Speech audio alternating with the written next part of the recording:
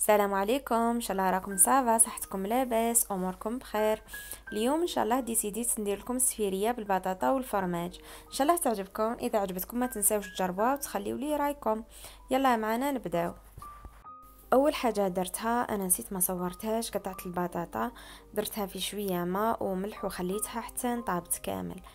من بعد هنايا نحيتها، صفيتها من الماء هذاك، هرستها بفرشيطه ولا بميكسور ولا باي حاجه عندكم اللي موالفين تمرسوا بها البطاطا تقدروا تستعملوها.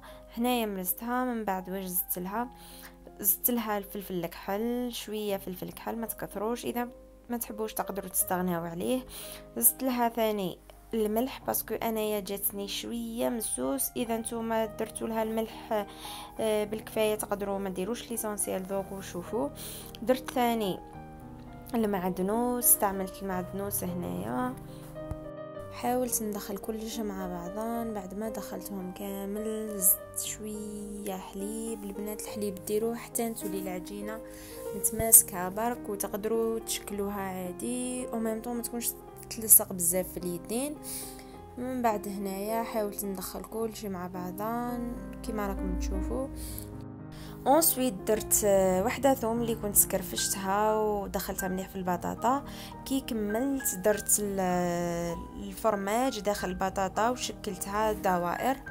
البنات تقدروا تستعملوا اي نوع من الفرماج اللي يعجبكم. انايا درت اللي ذوب اللي نشريوه بالميزان باش تجيني من الداخل ذايب ويمد واحد الكو روعه.